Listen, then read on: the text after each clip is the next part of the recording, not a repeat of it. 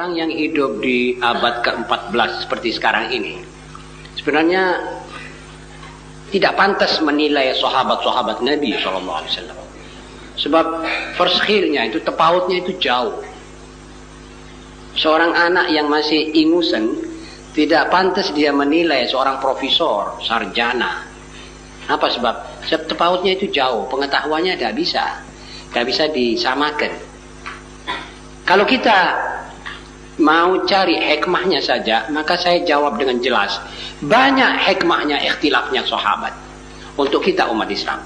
Seperti sekarang ikhtilafnya Abdullah ibn Mas'ud dengan Ibnu Abbas dalam masalah al-qar'. Wal mutallaqatu yatarabbasna bi anfusihinna thalathata quru'. Qar' itu artinya Ibnu Abbas mengatakan suci dari menstruasi. Ibnu Mas'ud mengatakan menstruasinya itulah. Dua-dua ini mempunyai pendapat. Dua-dua berselisih dalam penafsiran ayat ini dari segi bahasanya. Dan kebetulan dalam bahasa Arab kita buka dalam kamus-kamus yang besar, qar'u itu bisa dikatakan suci dari suatu masa suci dari menstruasi, haid, atau juga masa haid itu. Jadi dua-dua betul. Kita sekarang dapat dua makna dari satu ayat. Jadi karena ada ikhtilaf kita bisa tahu. Wa amma ikhtilaf yang merupakan perselisihan. Misalnya peperangan Ali dengan Muawiyah. Ini sebetulnya kita dapat satu kesimpulan bahwa hukum-hukum ayat yang menunjuk atau mengatur bagaimana kita memerangi pihak Bugha, kelompok yang keluar dari baiat kepada khalifah, bagaimana hukum memeranginya, itu tidak mungkin kita tahu coba tidak ada Ali sama Muawiyah ini. Kita dapat hikmahnya. Sebab Allah Subhanahu wa taala dalam Al-Qur'an mengatakan fa in baghat ihdahuma 'ala al-ukhra faqatilul lati tabghi.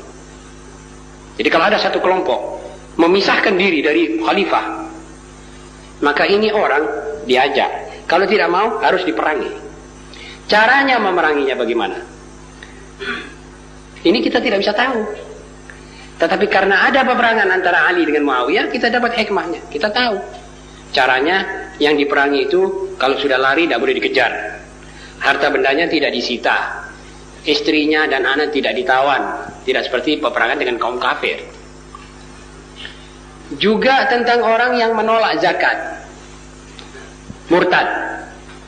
Kalau tidak ada peperangan Sayyidina Abu Bakar dengan kaum murtad, kita tidak tahu bagaimana hukumnya memerangi murtad. Jadi ini ada tiga masalah. Nabi memerangi orang-orang kafir, kita tahu hukumnya perang dengan orang kafir dan musyrik.